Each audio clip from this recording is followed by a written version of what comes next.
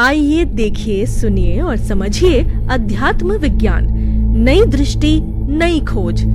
आध्यात्म विज्ञानी अहमदाबाद के स्वामी श्री कमलेशानंद जी के साथ। इस कार्यक्रम के प्रायोजक हैं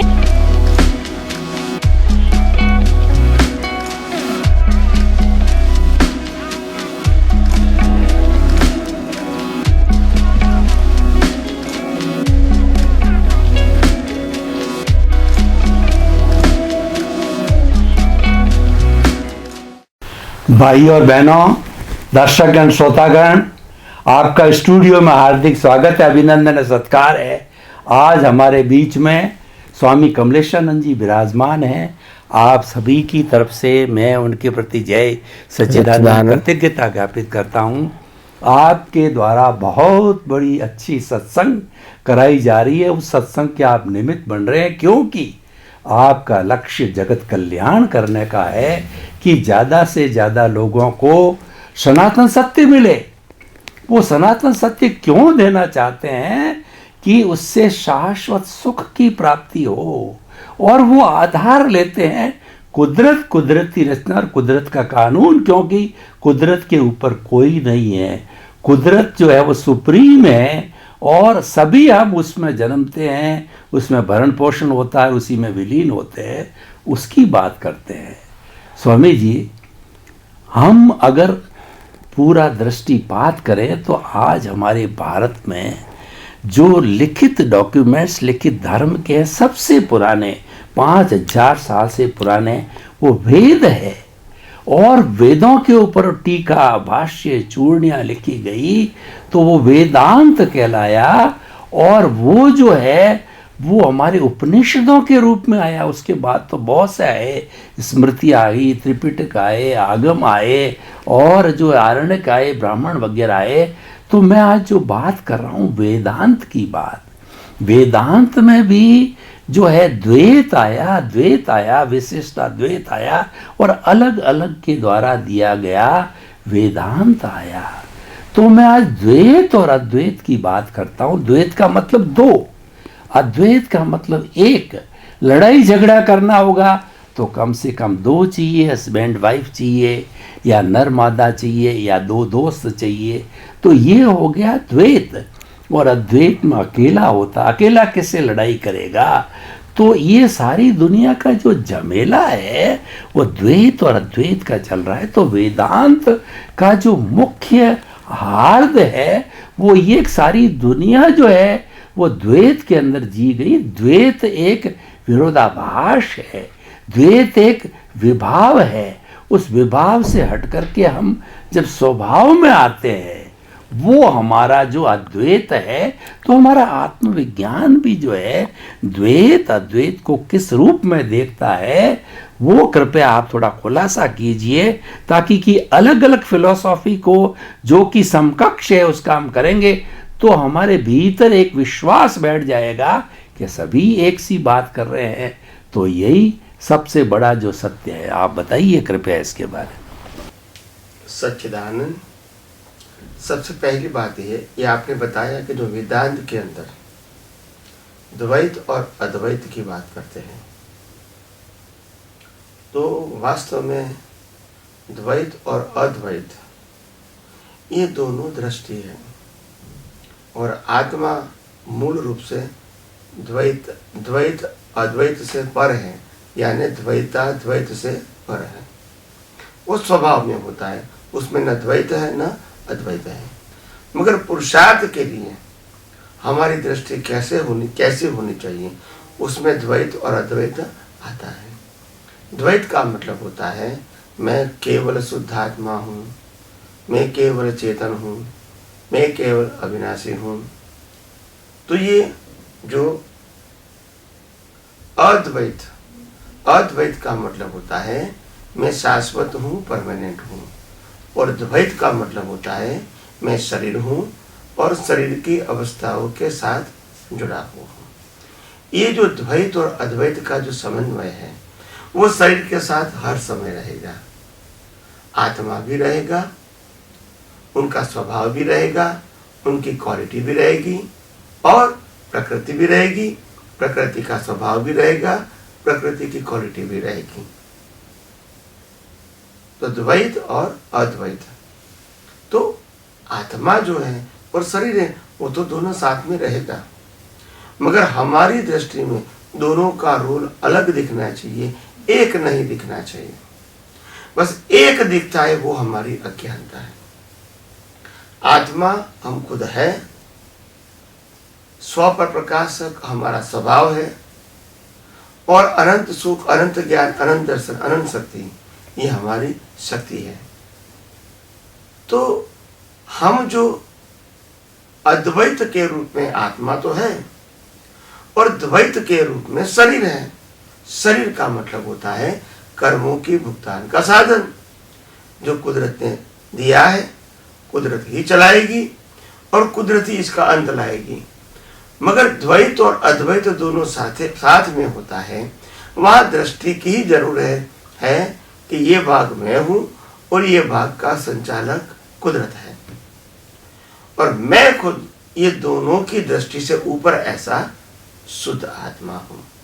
तो वास्तव में मूल आत्मा तो द्वैत और अद्वैत दोनों दृष्टि है, और वो दृष्टि प्रतिष्ठित आत्मा में है।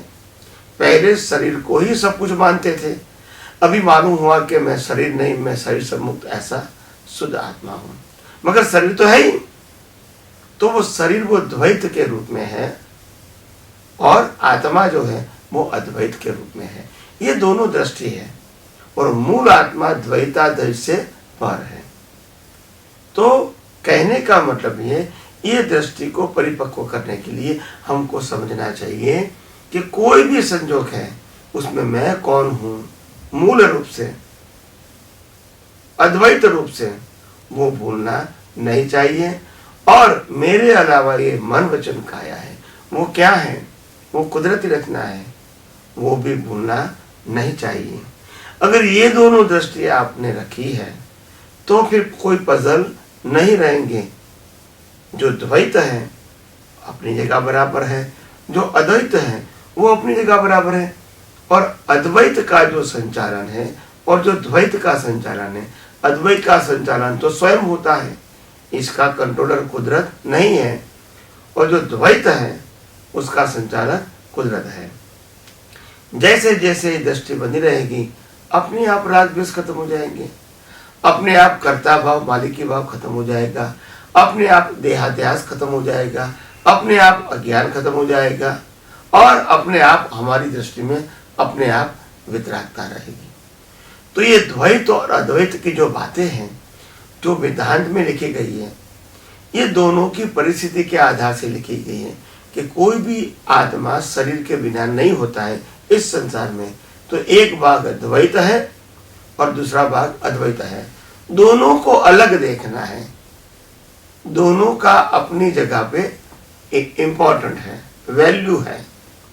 तो इसीलिए गलत है दोनों में से एक भी, वो तो सब देख नहीं है, मगर दोनों को अलग देखना वो हमारा पुरुषार्थ है।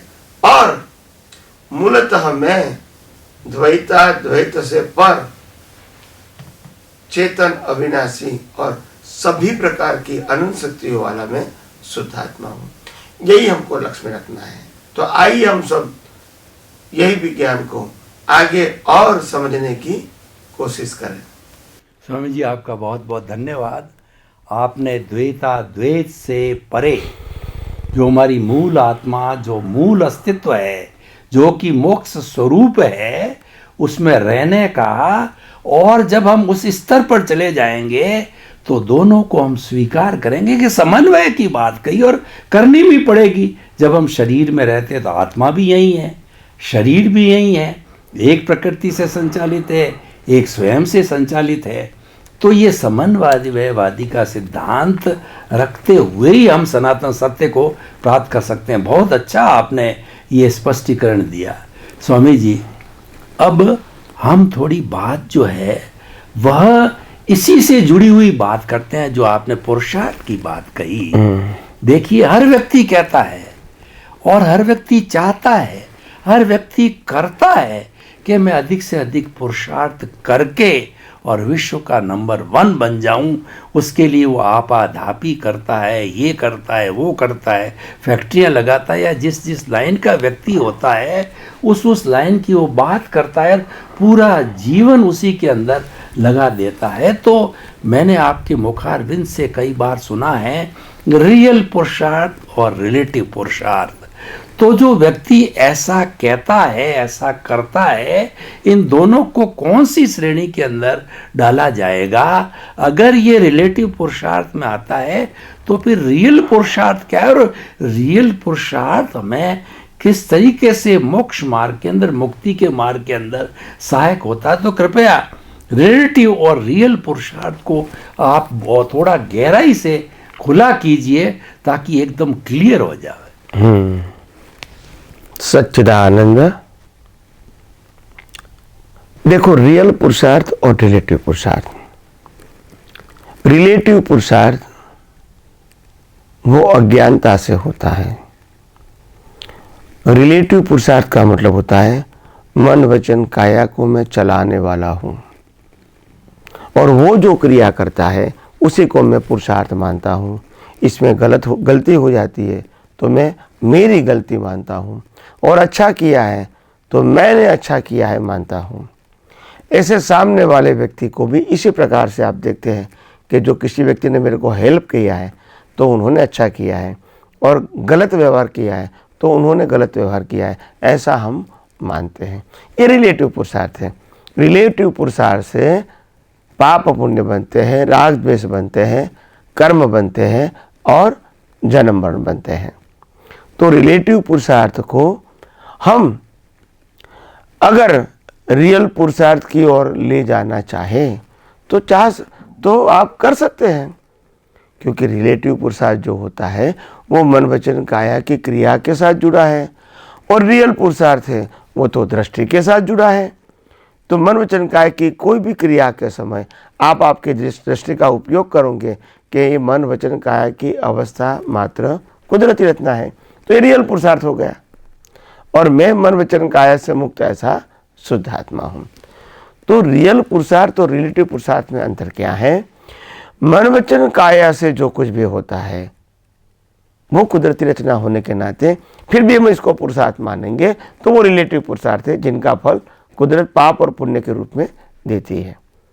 और रियल पुरुषार्थ जो होते हैं उसका फल पाप पुण्य नहीं देते हैं, क्योंकि रियल पुरुषार्थ का मतलब होता है ये मन वचन काया और इसकी अवस्था को कुदरती कानून के रूप में समझना है।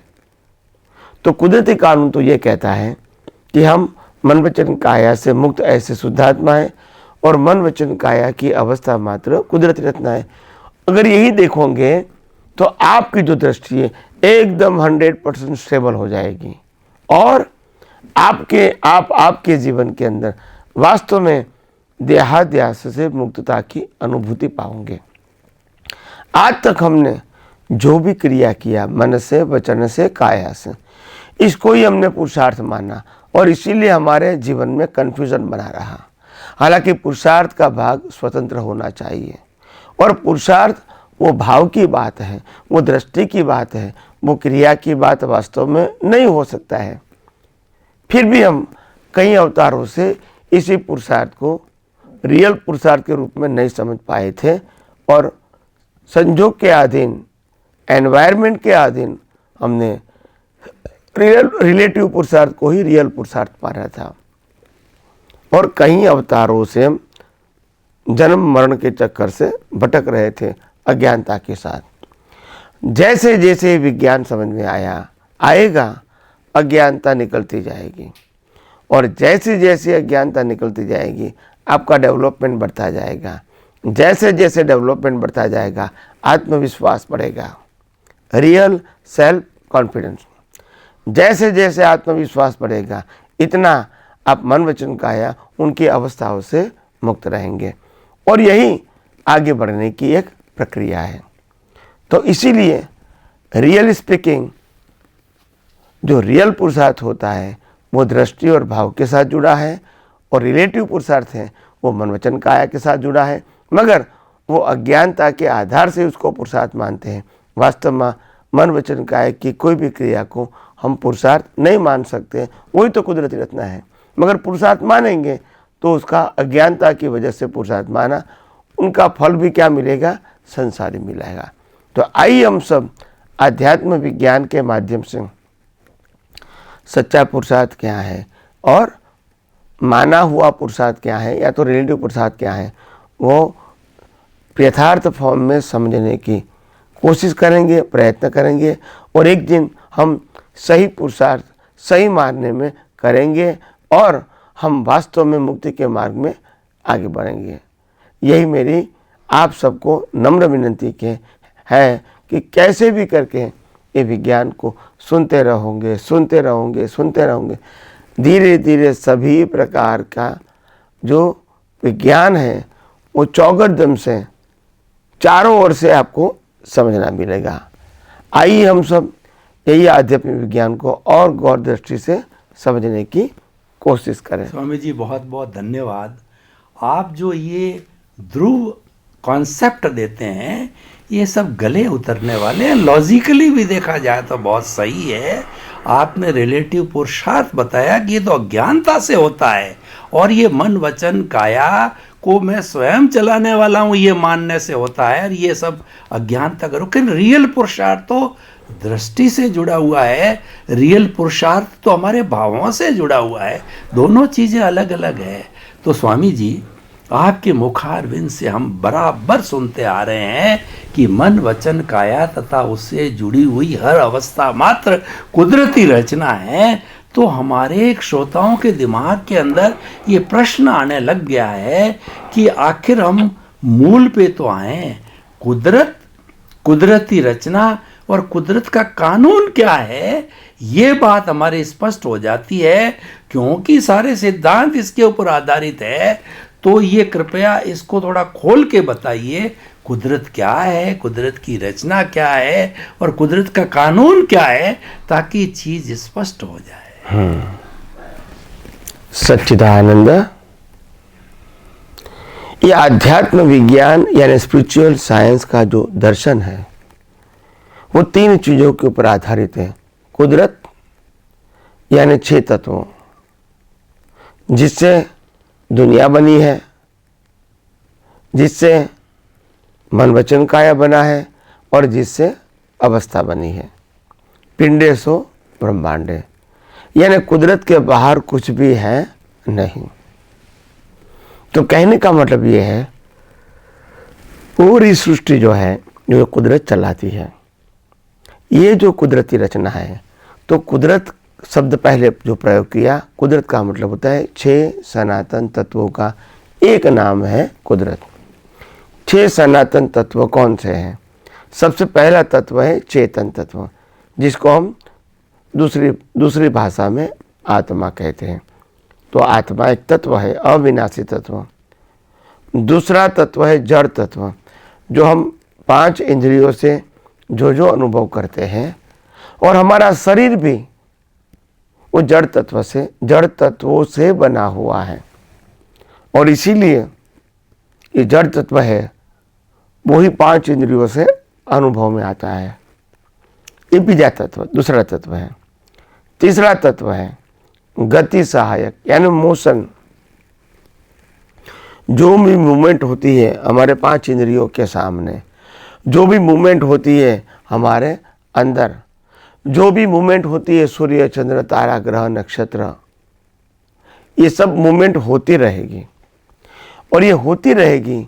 मगर हमको मालूम होना चाहिए कि ये कुदरत है, ये सब कुछ कुदरत करती है। तो कुदरत का मतलब होता है 6 तत्व। इसमें चेतन तत्व आया, जड़ तत्व आया, तीसरा तत्व गति सहायक आया, चौथा तत्व है स्थिति सहायक। गति सहायक स्थिति सहायक एक दूसरे का पूरक है। अगर रोड स्थिति सहायक है तो चलने वाली गाड़ी गति सहायक है। अगर शरीर के ऑर्गन स्थिति सहायक है तो उसमें चलने वाला ब्लड सर्कुलेशन, ब्रीदिंग, डाइजेस्टिंग वो गति सहायक रहेंगे।